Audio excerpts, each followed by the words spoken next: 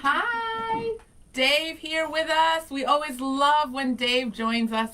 We could talk about Brian too because he's not here. Hello. So we can say a lot of things about him. So go now. ahead. Mhm. Would you like him to be your assistant? Wouldn't that be awesome? No. No. I think he would really enjoy that, being your assistant. Brian, go get my car. Brian, give me the coffee. So you said we saw you at men's conference. You said you enjoyed it. I did really enjoy it. It was a great conference. And you've been to how many in the past? Oh, gosh. I'm not really sure. I've been to a lot of them. Yeah? Yeah. And which was your favorite speaker? Because I don't know if you said that on I think I liked all the speakers because I think one of the things that they did, which is unique to a men's conference, is they delivered the word very directly. Yeah. And I loved, and every speaker had something for me. Yeah. Which sometimes you go to a conference like, okay, I could take a nap now. Yes. But I never felt like that. And so Dr. Rydelnik talked about kind of holding a grudge and being angry, and that's an easy thing for me to do. It's part of my nature, so I have to fight that nature. Yeah. And I loved Pastor Maiden, he was amazing. and the way he told some very funny jokes. Yeah. And the word was really good. It was things that I think guys need to hear in a way that guys can hear. Yeah. There was no beating around the bush. Yeah. Basically just drove over the bushes. Oh, that's right? cool. And I think men need to hear that because some guys, like Brian, are kind of thick-skulled. Yeah. And they don't, when you're trying to tell them something gently, Yeah. They're totally right over their head, right? So you have to basically hold them down and whack, whack, whack. I'm telling you something, right? And I kind of felt like that, and I appreciate that. Oh, that's good. That's good. Len went, and he said it was the best one he's ever been to. His dad said the same thing. Remember, ladies, women's conference, spread the word. Registration's not live, but you can text the word renew to 440-546-2255, and we'll send you the link to update you. And I thought, when I looked at this topic, we're going to be talking about overzealous parents ruining sports in this country. I thought about you because I wondered, you look like you're a passionate parent, right? Mm-hmm. I mean, we hear it every morning. Did you have your kids in sports? I and did. Were you all about it? My oldest ran track and cross country. He played a little bit of basketball. Yeah. And then my youngest played football for a while and some hockey.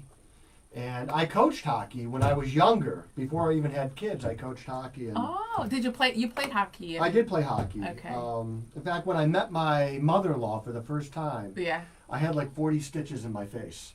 I had stitches over my eye. I had stitches in my mouth and stitches on my chin. So you look like you were in a fight. She thought I was a gang member. Are you serious? The Polish boys. Oh my goodness!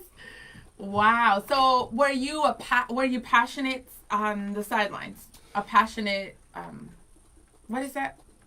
Audience? Were you yelling at coaches as a parent? No, I didn't. Only because I have seen that so much, and I have seen how it to be passionate as a parent is one thing. To encourage your kids. Yes. That's how I want to be passionate. I want to be an encouraging source, not one that is breaking them down and destroying them because they missed a catch or missed a ball or didn't run fast or whatever. And I see so many parents doing that, and I think it's very destructive and it's embarrassing to everybody else in the stand, including right? to the child. Yeah. So I'm looking at a Washington Post article, and it starts off by saying, my 16-year-old son referees for our town sports program. So these are the ones that are leagues for the city. They're not attached to the school. My kids are in some of these. And I know when we were growing up, these were for fun, for socializing. And it sounds like it's become much more than that. So he says, a few weeks ago, my son was officiating basketball playoff games for girls in grades 3 through 6. So 8 to 12-year-olds. They're young kids. Yes. During overtime, in one particularly close game, my son called a foul on a player. Her father, who had been grumbling about calls throughout the game, cursed at my son and eventually got kicked out of the gym because of his behavior. So can you imagine his daughter and how she felt? And so the author, Randy Mazzella, says this behavior is all too common in the United States.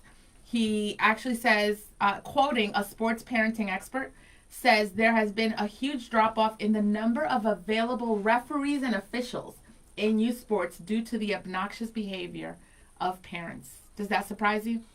It doesn't surprise me because I know a lot of parents. It seems like a lot of dads. I don't see moms doing this so much, but a lot of dads are kind of living vicariously through their kids. Yes. And we all want to win. I think wanting to win, having a competitive spirit is a good thing, right? But we want to be kind in victory, gracious in defeat.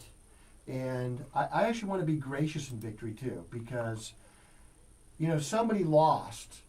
Those people are going to be disappointed. We need to be gracious to those people. And that ref, that 14 or 15-year-old ref, is probably making $20 a game. Yeah. Right? This is his side job, his side work. This is a real person. And he's going to be intimidated by some 40 or 35-year-old guy yelling at him and cussing. Yeah. And it's way too much. So I was, and even as a parent, I was wondering this with you. So the person asks, what incites parents to lose their temper during youth sporting events, and how can we curb this behavior? First, I want to say hi to Sheila. Good morning. She says, also, Dave, I load the dishwasher in my house. My husband does not. It's probably done wrong, Sheila. I'm sorry. Hi, Adrian, Your Deborah. dishes could be a lot cleaner. Oh, my goodness. Hi, Rob. How do you guys deal with youth sports? What do you think makes parents lose their temper? What incites this in parents? And how can we curb this behavior? So before I wanted to talk to you about, do you think it's changed? But first, in terms of what incites it, do you think it's that thing of like scholarships and professional, even though we're seeing it start early on, do you think the finance part of it is part of the reason in terms of we want you to go to college sports and you start prepping kids super early for that? Do you think that's it? Well, it could be, because a lot of parents have pipe dreams that their kids are going to have their college paid for through sports. And the truth is, very few kids get scholarships when you look at the aggregate number of kids. And so part of my business is I work with professional athletes, and a lot of them are scholarship athletes.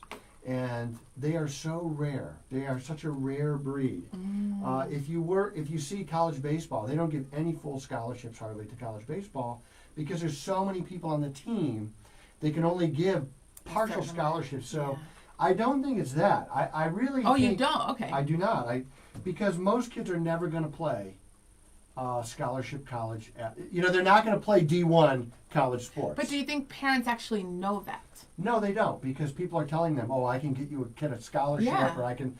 Or even when you say partial, do you think we realize how little it actually is in comparison to the price of college? No, because people don't realize the price of college.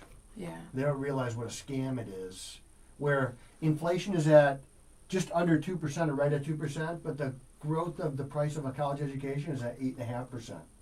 What makes it so valuable? And I'll tell you what I think it is. It's the fact that the colleges and the government guarantee student loans.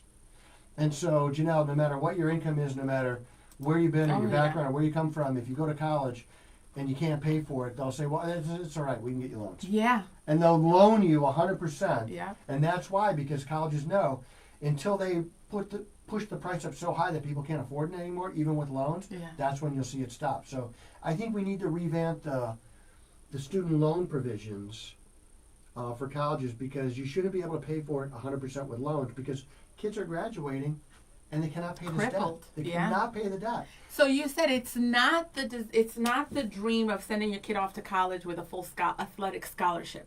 So then, what do you think it's inciting? The temper, and what makes it so that parents make it such a highly competitive experience when it shouldn't be? Well, it should be competitive. I like competition. I mean, like cursing at the... No, that's abuse. So I think it starts right here, somewhere right around this area for people where they want something for their kids, and they put so much pressure on them to achieve what they want for their kids that it's no longer about the kid anymore. It's about what I want for you. Yeah. And so I always had this very simple philosophy that I was not going to make my kids play sports unless they wanted to. And I think that they have to have their skin in the game. They have to be the one that's dedicated. They have. Now, I'm going to drive them to practice. I'm going to pick them up from practice. I'm going to eat dinner late because of their practice. I'm going to sacrifice along the way too. Yeah. But at the end of the day, they have to be the one practicing and dedicating. And if they're not willing to do it, I'm just not willing to make somebody do something that they don't want to do. I'm not willing to do that. And so, is it better for kids to be involved in something? I think it is. Yeah. An instrument, a sport, a vocation, something like that. I think it rounds them out, and it gives them some perspective that a lot of kids don't get. If your kid is not involved in anything, I think they're much more likely to be a victim of things like drugs or alcohol or sex before marriage. All those things happen because when kids are busy, when they're occupied, it's not that it's not going to happen. It's just, I think it's healthier for them to be involved in things like that. Yeah. Do you agree that it's changed? Based on your experience, do you think the 90s, early 2000s were different in terms of the vibe at games and parents' behaviors on the sidelines? I do, and I think it's a lot of it has to do with the way social media has affected our lives. Where if I say something to you over Twitter or Facebook, I'm not actually really said it to you. Yeah. So there's no personal confrontation, right? We don't. You don't have to look at me and say, "Why did you say something like that? That really hurt me." Yeah. Not that I would do that to you, but people do that all the time on Twitter, on Facebook. I don't know what other social medias there are, but TikTok apparently is a big thing. Yeah. It's owned by the Chinese. Wipe it off your phone. But I think that detachment has created an environment where we think it's okay to say things and do things that are not okay. Yeah. And so we have that environment that exists now, and it's not going away anytime soon. Mike says, as people talk about reasons that incite parents to lose their temper during youth sports, Daniel says the truth is the parent is disappointed in the child. Deborah says cause for behavior of parents, selfishness, and not submitting to reality. That's a thing. Do you agree? Like parents feel like I have the next Bach or the next LeBron James. Maybe they do, but submitting to reality, like, oh, maybe my kid is like average. Yeah, if your kid is 5'7", and can only jump this high, they're not going to be the next LeBron James. Yeah. Now they might be the next Dave Szafransk in finance or business. Or there's a lot of ways that kids can be successful. We tend to put sports people on pedestals, and I was out one time with one of my football players, and we're out to dinner, right? And this guy is what I would call like model. He's just a good-looking guy. He is he is like a guy's guy. He's a tough guy, and he's a good-looking guy. Yeah. And so while we're eating dinner, my coffee cup got filled up like 58 times, and I had to tell him, "Don't get used to this behavior. It's because I'm here." Right? Yeah. He's like, yeah, I figured that was what it was. Wow. So we put them on a pedestal. We do. We kind of, for people who don't believe in anything else, they believe in that. Yeah. I want to be in front of crowds. I love it. I want to be important. I want to. Yeah. That's what they believe in. That's their religion in a way. You know, if the Browns won the Super Bowl next year, it's probably not going to happen. But if they did, would it change your life, Janelle? Right. Would it? It's of no consequence. No, it's nice. Yeah. It's a nice thing, and we like to win. I mean, it's even like when the Cavs did it. It's like, oh, great, I went to the parade, but then you move on. It's like. That's right. But we do over-glorify sports. When you said, they may not be the next LeBron, but they may be the next Dave. What are your thoughts on embracing or submitting to the reality that your kid will be average in any area they pick? Are you okay with that? Like, I'm not average. See? How do you deal with that? Like, because Brian and I have talked about it, and sometimes he's like, it's okay for your kid to be like, you're going to be average. I struggle with telling like, as believers, should we tell them, no, you can be above average, like, strive to be above average in any area? and Well- and success. And what does that look like? Yeah, I liked, my wife has really tempered me in this as my kids were growing up because it was very difficult for me at first to accept something that wasn't like the best of the best. Yeah. And not that my kids weren't, but sometimes, Yeah. you know, kids, what they Yeah. do is they Oh, do yes. half-baked things all the time. Yes. They're looking to get out of stuff instead of do stuff. And Yes. so, and I guess what we come down to is that all of our kids are going to find a niche someplace, right? And you can't, if your kid is an A student, but they're getting C's, you should hold them accountable.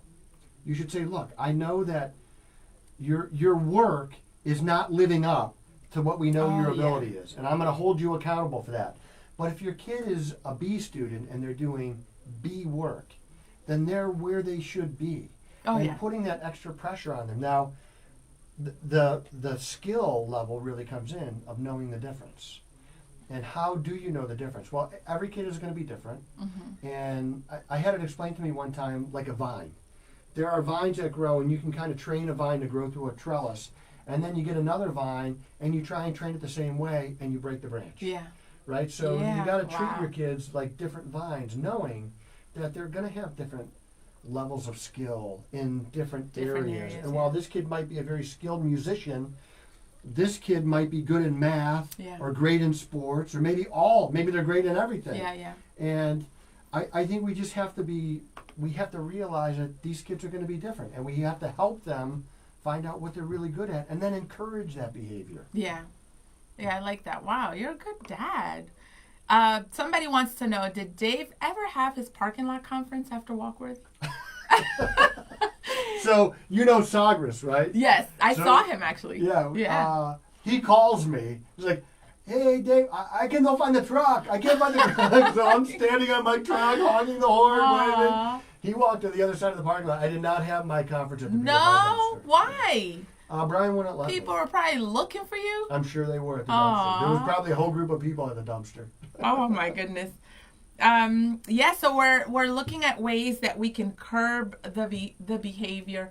I know that for curb the behavior of parents losing their temper on the sidelines at youth events. It's becoming a thing. The article even says 80% of new officials give up the vocation after 2 years because of obnoxious behaviors from parents. I believe it.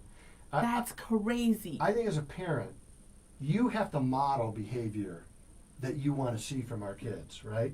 And so it's great to cheer when great things happen, but when a kid makes a big mistake, I don't want to cheer against that kid. Yeah. I just don't. I just don't think that's right. And I would go as far as when I coached hockey, okay, and these were little kids. They were very little kids. What I would try and do when I saw somebody make a big mistake, whether it was from my team or another team, I would coach them. I would say, look, here's what happened, okay? Aww. Let's look at what happened. Yeah. Here's how you avoid that.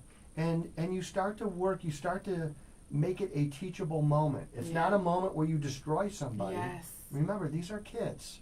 They're learning. They're looking to you. They're saying, well, okay, when this happens, how do I respond? And if dad is up in the stands screaming things that you can't repeat anywhere else, you have just model behavior for them. Yeah. We don't want that behavior.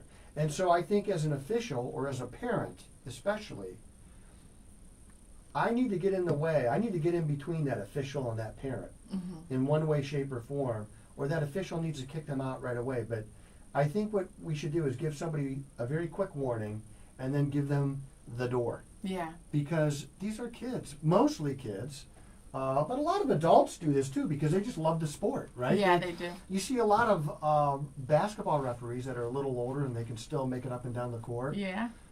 But remember, these people, they're not making a lot of money to do this. Yes. It's almost volunteer work. They're doing the best they can. Yeah. There isn't instant replay. They're not going to see everything. Yeah, they're going to make bad calls, but they're probably making them both ways. Yeah. They don't hate your kid. Just model behavior that you think you'd want your kid to do. I like that. And I think that's where we have to start. And there's a way to go the opposite direction, which is kind of what I was going to ask you what you think about this. Maybe we did. My son Isaiah. I have 3 kids in the swim team, The girls are still working on their skill to make it in the team. But my oldest son, he actually made it to sectionals. Mm-hmm. He started at about 8 or 9 and went to spend about a year and then wanted to quit, and I let him quit. Mm-hmm. He went back 9th grade year, and I still hear about this. He's like, you shouldn't have let me quit. That's my greatest regret, if I would have stuck to it. Mm-hmm. But we've been intentional on taking it the other direction. I wonder if we went too far. If I don't see passion coming from you, I struggle pushing a kid. Right. And he even told his dad, that tiger dad, tiger mom kind of thing. He's like, I wish you would have been one of those. Maybe I would have been better at sports or whatever. So how do you recognize when to tell a kid, besides skill, when to tell a kid you're not quitting? You're going to stick to it. I think if it were in the middle of a season, I would not let somebody quit. You made a commitment. You need to honor your commitment. That's good, yeah. I am big about walking through the commitments that I've made. And so the Bible says, if you vow a vow, do not hesitate. Do not be slow to keep that vow. Mm. And so our word is really our bond. And if I wanted to give my kids one lesson is, if you say you're going to do something, if you promise somebody you're going to do something, that you would be there, that you would do it, that you would show up, that you would act, you better do it. You better do it. And if it's within my power, you are doing it. And I want to live the same life. So if I don't believe that I can make that commitment, then I'm not going to make it. So I'm not going to be slow to keep a vow. So if I can't make, if I know I'm not going to keep the vow, I'm not going to make the vow. Yeah. And I think with our kids, teaching them that when you tell somebody you're going to do something, you're doing it, even if you don't want to do it.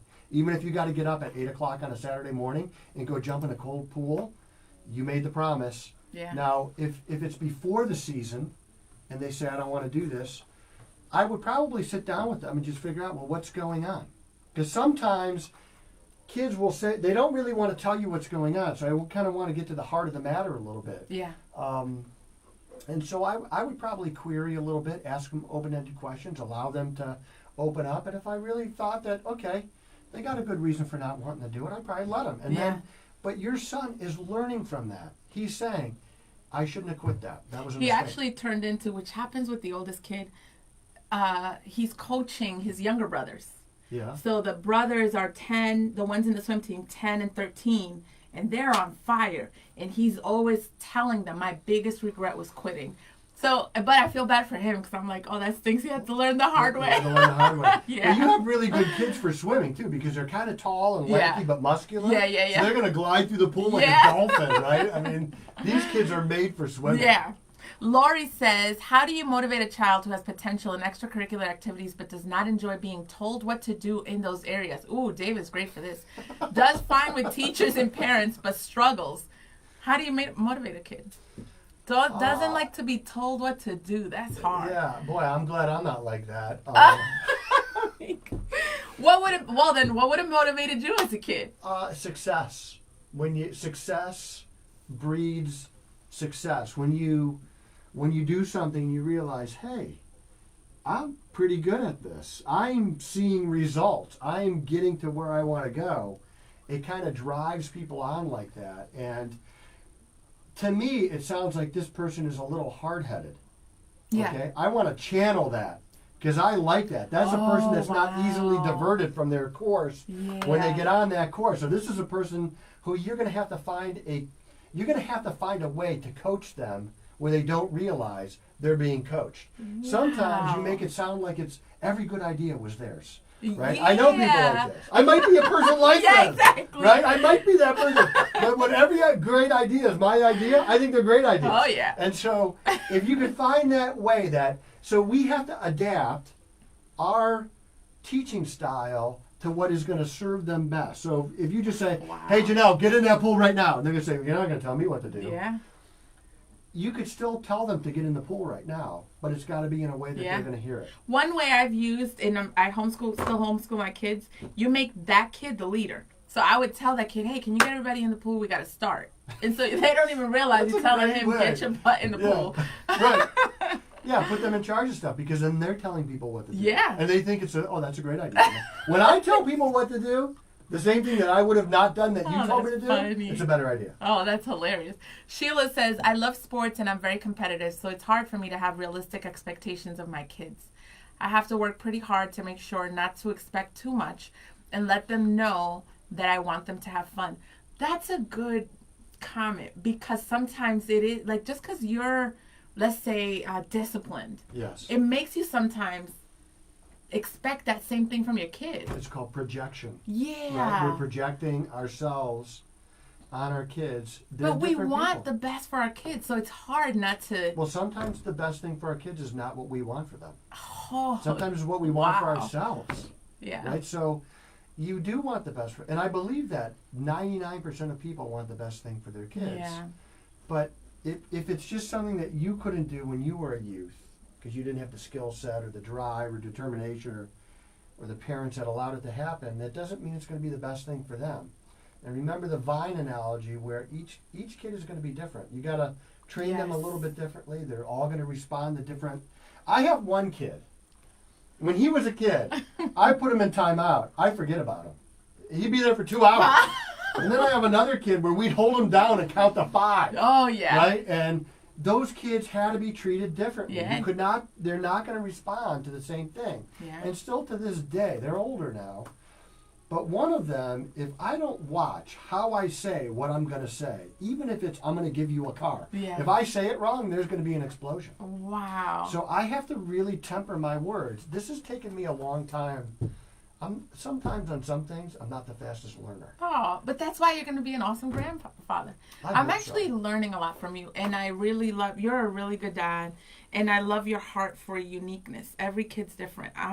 With homeschooling, I'm very passionate about that. And I think you can miss some awesome kids if you don't acknowledge that. For example, I have a son that's very good at arts and music, and so he's scattered, and if you sit him at a table, it would be behavior issues all day long. You know, so I can't, but he'll get the work done. So why does he have to sit at a table? I can't treat him the same way I would treat my daughter, who sits there very put together. Is that the daughter who loves me so much? Nia? Oh, yeah. Nia, yeah. She loves me more than Brian. She does, yes. Oh, you are awesome. Thank you. And I learned a lot about parenting from you. And we'll finish with this one awesome topic. Point. Deborah. She says, we can't ever motivate anyone. That comes from inside a person.